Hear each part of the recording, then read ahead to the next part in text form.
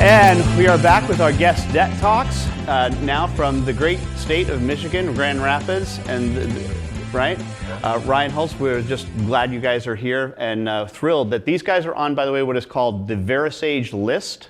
If you know of firms who are interested in getting on the list, please send myself or Ron an email and we'll get you on the list. If you go to verasage.com/thelist.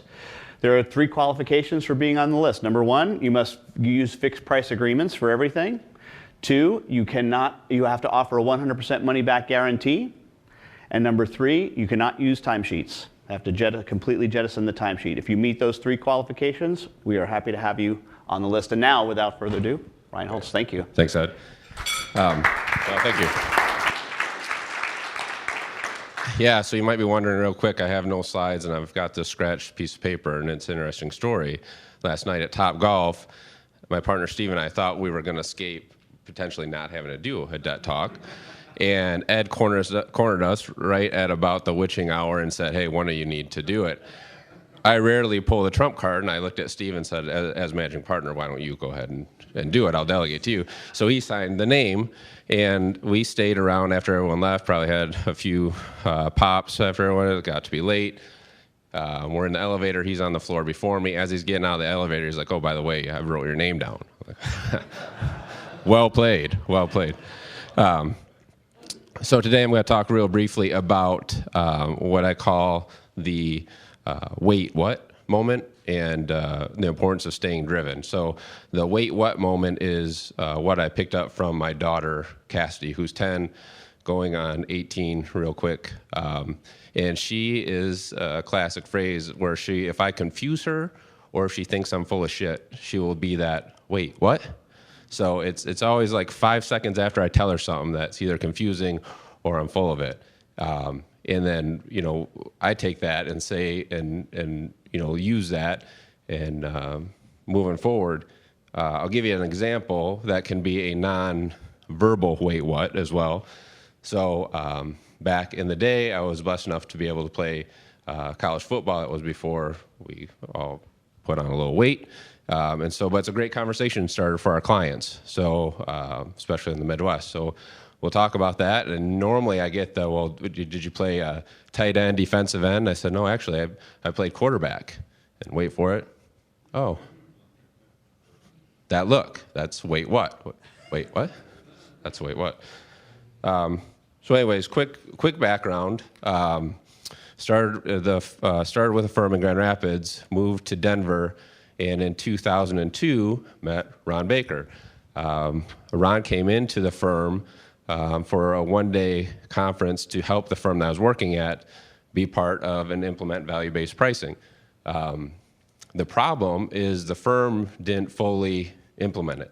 They kept timesheets. Well, I was not a partner at that time. I was a manager. So from that perspective, I got to see it from the staff's view. And from the staff's view, you don't see a tremendous difference. You're still recording time. You may not have a budget per se, but you kind of still do. So to some degree, Ron kind of train wrecked me because I thought, well, now what do I do? Because I've seen a way that it could work, and I'm not allowed to do it here. So we moved back to Grand Rapids, rejoined the firm I was with, and at that point, became a partner in that firm. And now it's probably a couple years, I had 2 partners. We were a third. It had taken a couple years since I'd been back. During that time, just met with the 3 partners, the other 2 partners, and said, here's what I'd like to do. We need to implement this. One partner stood steadfast and said, there's no way we're ever going to do it.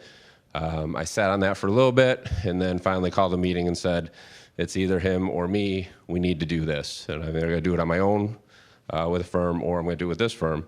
And luckily, the Baker of Baker Holtz joined and said, yeah, we need to do that. Unfortunately, we lost a partner to complete that process. But what it did, allowed us to, starting in 2012, it took us a couple years behind the scenes. 2012, we ripped the Band-Aid off, no timesheets, full fixed pricing, and away we went. So when you do that, especially in the first 2 to 3 years, it's awesome.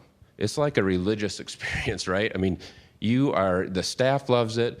You've implemented it well. We're all over VeriSage. We're usually implementing value pricing, and things are going really well.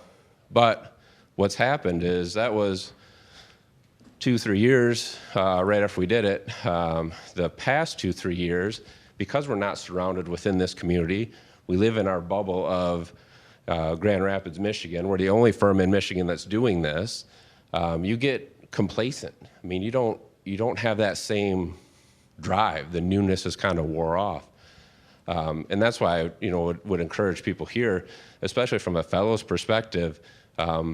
We learn more in the first half of yesterday's seminar than we've known in 5 years. When we started the value pricing, we did it from the books and the podcast. We didn't have the fellows come in. We didn't reach out. So the first couple of days here, or the first day yesterday, Ron, we have value pricing all over our website. And Ron stands up and kicks us in the balls and says, we shouldn't be using value pricing. Why are we calling it value pricing? So this is 1 hour into yesterday. We're brand new. So I'm sitting down there and I look over on Steve's notes and I see him write the word shit. yeah, we're in it now. So let's figure it out. And so we kind of fast forward on that. But it is that when you get in that's that. Wait, what? When Ron says that, but that change, and I think it always amazes me, the people, Paul Kennedy, you kind of go through all these stories, and the ability to stay diligent about what you're doing, and the ability to, here in Grand Rapids, Michigan, we just want to be the best firm we can be. We want to crush the competition because they're not doing it right, and I'm okay that they're not doing it right. Let us do it right.